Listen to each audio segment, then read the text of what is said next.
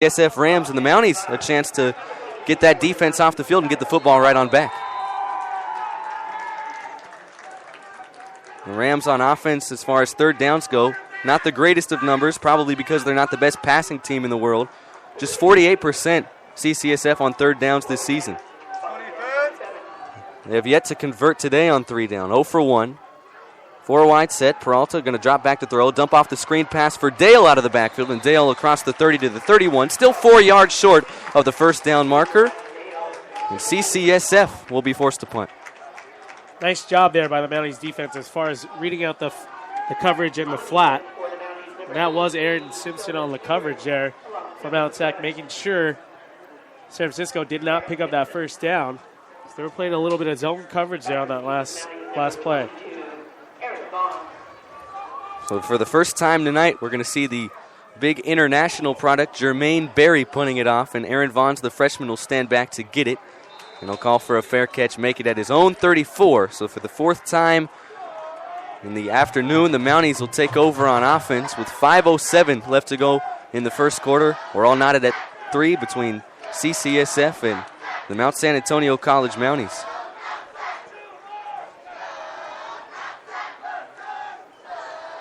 Two field goals so far for both of these teams. That's been just about it. A defensive game, exactly what we were expecting. The Rams, like you mentioned earlier, Brian, the number 1 defense in the state. The Mounties right behind them at number 2. Defense wins championships. 1st and 10 here. The pitch out of the backfield will go to Aaron Vaughns, and CCSF all over it. Vaughns did not go down initially. Still taken down in the backfield for a loss of 1. Aaron Vaughns, the freshman.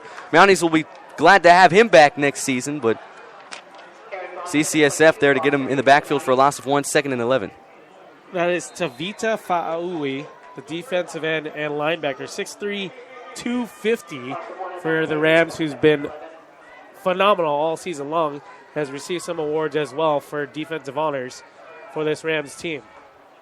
2nd and 11. 2 back set here for the Mounties. 3 wide set. 2 aligned to the near side of the field. Play action. Allo pressured from his backside, and he's going down. Lost the football momentarily, but fell back on top of it. It's a loss of 4, and it'll bring up 3rd and 15 for the Mounties. There in the backfield to get him for CCSF was Shalom Luani, the Oregon State commit. That was Fa'ui again, Chris, and he just looks really fast off of that line. It looks like Mount SAC can't really pick him up as far as him coming out of the backfield or coming from the linebacking position, also lining up as defensive end for the Rams. Under 4 minutes left to go in the opening quarter. We're all tied at 3 in the CCCAA Championship. 3rd and 15. Allo will air it out, nearly picked off to the near side of the field. He was going for Derek Macon, and there to break it up for CCSF was Hashim Boyd, the freshman defensive back. In the Mounties will send out Christian Fulham for the second time this afternoon, and they will punt it away. Another 3 and out for that Mountie offense. Well, Boyd really, licking his chops at that ball thrown by Allo. He was expecting it, watching or looking quarterback all the way, and unfortunately for him, hit right off his fingertips as Fulham gets another punt off away here for the Mounties. Well, Boyd is back to get it inside his own 30-yard line, and he bobbled the football, fell back on top of it at their own 24-yard line for the Rams, and that's where they will start for the 4th time this evening on offense.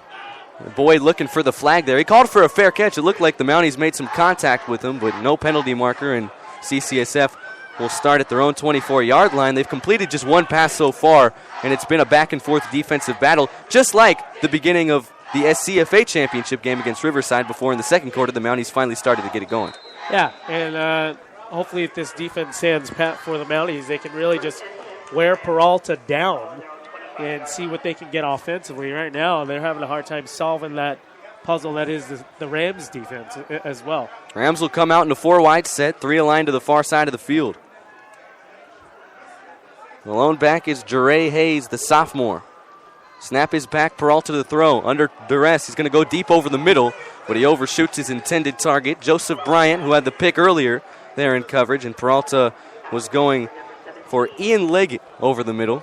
2nd and 10. If Peralta throws that ball on a rope, so to speak, and really fires it down the field, he has a wide open man. but he's floating these balls up in the air. Really the hang time is killing his receivers because the DBs and safeties have enough time to recover and get back into position. Yeah, and you can't do that against possibly the best secondary in the state. That is the Mount San Antonio College secondary. 2nd and 10 after the incompletion. Peralta, quick pass here. It's Hikutini, the tight end, but the Mounties there to get him after just a pickup of 3. It'll bring up 3rd and 7. That's big CD Tama Avela there on the tackle, the leading tackler. We know far too much about him. For the Mounties, does a great job as far as reading the quarterback, and they'll give the underneath throw all day long here as the Mounties defense really just feeling at home, so to speak. No pun intended here, but they really just look comfortable as a whole unit. And most of these guys, for bad news for opposing teams, they'll be back next year. Tom Avena was the MVP of the SCFA championship game with 5 tackles for loss, 12 tackles overall, and 2.5 sacks against Riverside a couple of weeks ago. 3rd and 6 here. Peralta to air it out near side of the field, and a nice grab made across the 35-yard line to the 37 for CCSF. It was Antoine Porter, the 5'9" slot man, to move the chains for the Rams. And Porter, 30 receptions on the season. Hasn't scored since the first week of the season, but hauled in 429 yards so far for the Rams. 1st and 10 for CCSF. They finally moved the chains on offense, and now a penalty marker will fly into the near side of the field. The Rams jumped a 5-yard penalty. So it's been somewhat, Chris, of a feeling out period here as the first quarter, just 2.5 minutes left, but they've both really just filling each other out, and offensively, both of these offenses are just trying to get something going here. Malik Cervantes, the big left guard who stands at 6'5", 290 pounds out of Fortuna, California, wherever that is, called for the false start there. 1st and 15 now for the Rams. We're all knotted up at 3, opening quarter, 2:05 left to go from Hilmer Lodge Stadium. 4 wide set, 2 aligned to each side. Peralta under pressure. He's going to dump off the screen pass. Hayes across the 35-yard line, and he'll somersault a man back to the original line of scrimmage and pick up a 5, 2nd and 10. That was Elisona Aluese, the freshman for Mount Sac. 12 tackles for loss on the season. 5.5 sacks as well. Getting that shoelace tackle as Mount Sac brought the blitz on that last play there. Really sending everyone off the line, up the gut, and Aluese with a nice shoelace tackle, making sure there was no big play. 2nd and 10 after Hayes caught his first pass of the evening. Just the 2nd completion overall for Peralta. 4 wide set, 3 aligned to the near side of the field. The lone back is Jure Hayes, the sophomore. The snap is back. Peralta under pressure again, and this time the Mounties will get to him in the backfield for a loss of 4. It'll bring up 3rd and long for CCSF. I didn't see who that was, if it was Aluese or Paleo. Either way, for the Mounties, got to the quarterback, disrupting what Peralta was trying to do there, trying to step up into the pocket and really just gobbling him up, making sure he had nowhere to go. Loss of 3 on that play. 3rd and 14 for CCSF. First sack of the night for the Mounties. They had 15 in the playoffs coming into this one, and Skylar Krall there to knock down Peralta as he threw incomplete, intended for Hayes out of the backfield. Boy, Peralta just no time to throw, especially with that big, beefy offensive line. A little bit surprised, am I, Brian, that the Mounties are able to get to CCSF so easily here early on, but they'll be forced to punt once again, and Peralta's just getting knocked around back in the backfield. Well, these guys are fast, too, off the line. If you don't block them and make sure you're taking care of your assignment, they'll bounce right off of you and get to the quarterback. Aaron Vaughn's back deep to get the punt for the Mounties. Fumbled the football. He's going to have to get it back and go down at the 19-yard line. So Aaron Vaughn's, he's had a little bit of trouble in the last few weeks corralling the football on those punt returns. It nearly costed the Mounties there, but luckily he fell back on top of it. And the Mounties, with 33 seconds left to go in the opening quarter in a 3-3 tie, will take over at their own 18-yard line.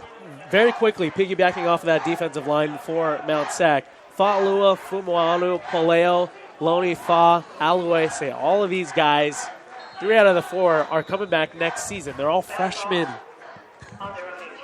Coach Jastrab, although he thought last year's team was more talented, this is a young core that all they want to do is play team football. They're not about themselves. Pass complete here, near side of the field. Gilchrist breaking some tackles across the 25-yard line. He goes to the 26 for a healthy gain of 8 on first down. The first reception on the evening for Christopher Gilchrist, the former FAU Owl. Gilchrist has been solid all season long for Justin Allo and Coach Jabs, as he just uses his frame very, very wisely and does so with ease. After making that first person miss off that attempted tackle, he gets another few yards, pick up of 8. And that'll be the final play in the first quarter as time will run out. In the first stanza from Hilmer Lodge Stadium, we're all knotted up at 3 between the Mounties and the Rams in the California Junior College State Championship game. Brian, this, of course, the rematch of 2011 in which CCSF up north was able to knock off the Mounties. But the year prior to that, the last time CCSF came down here to play at Hilmer Lodge against the Mounties a 34-7 victory back in 2010. So it seems as if history repeats itself. The home team usually comes out on top. Yeah, and, you know, both of these programs have had their coaching staffs just lead them in the right direction every season. The Rams really dominating up north, and obviously the Mounties, their name is always mentioned as far as a well-run, oiled machine throughout the football season here in the SCFA as well. And, you know, home team or not, right now we have a really good battle tied up at 3. We expected somewhat of a low-scoring first quarter, if not first half, and maybe the entire game. Who knows? But right now it's all knotted up at 3, and they've been switching back and forth as far as who wins the state title between San Francisco and Mount SAC. 2 apiece. Right here is game number 5 that they meet for the state championship. We're all tied at 3. Beginning of the second quarter from Hilmer Lodge Stadium. Chris Sylvester alongside Brian Tabajay and the entire National Sports, along with Extreme Action Sports production crew. Ryan Chenoweth, our cameraman today. Nick Rice and Mountie Man were on the pregame. They'll be talking to you at halftime. 2nd and 1 here. It'll be a wide receiver end around. It'll be Aaron Vons, the freshman, and Vons is taken down in the backfield for a loss of 3. There to take down Aaron Vons in the backfield was Noah Bull, the 6', 225-pound linebacker out of St. Ignatius in San Francisco, a true freshman. Interesting play call there. The Mounties don't run that wide receiver end around all that often, and they shoot themselves in the foot instead of a potential first down on the 2nd and 1, now 3rd and 5. 3 wide set, all aligned to the far side of the field. The lone back is the fullback, Brandon Wilson. Allo going to pump fake, fire over the middle, has Derek Macon across the 35. Macon across midfield, gets into CCSF territory down to the 49. We talked about his yak yard, Derek Macon. He just made San Francisco miss 3 times after that catch and reception. Derek Macon really just using his frame and speed as well. Kept his legs moving and really just sidestepping some of those opposing defenders. Well, JCGridiron.com listed Macon as one of the top wideouts in their list that they put out this past week in the state of California. The unfortunate thing for Derek Macon is that he only would be eligible to play 1 year of NCAA Division I football, which probably limits him as far as school's interest goes. Well, either way, if he's able to play or not at a higher level, I'm sure he would love to take it. You know, his hometown out of Florida, Macon, out of Miami. But, you know. And the U could sure use him, huh? The U could probably use him. You know, his frame, his speed is what really puts him over as far as other receivers in Southern California and in the state as well. He does such a great job using his length and then really spinning his wheels and getting downfield. Macon was marked down at his own 48-yard line. There was an injured Ram on the field who was able to walk off on his own power. That was Hashim Boyd, the 5'9 DB out of Rodriguez High School in Fairfield. It'll be 1st and 10 for the Mounties at their own 48. The officials are together on the far side of the field to potentially discuss the ball spot. And now the whistle will finally blow. We'll get the play clock going with 14:15 left to go in the second quarter from Hilmer Lodge. We're all tied at 3. 1st and 10 for the Mounties at their own 48. 2 wide set. 1 receiver aligned to each side. Pistol formation, play action. Allo going to air it out. Deep. Gilchrist has a step on his man. He's got it inside the 5, and he dropped the football. Incomplete. Gilchrist on that mishap right there looked back at the very, very last second to see who was knocking on the doorstep as far as covering him. And that split second, he took his eyes off the ball. He bobbled the ball in the end zone. So Gilchrist, who had 5-10 steps on his man, dropped the football. Would have been a touchdown. A man who had a touchdown a week ago, Tredante Hill, on a bubble screen out to the near side of the field, catches it here and gets down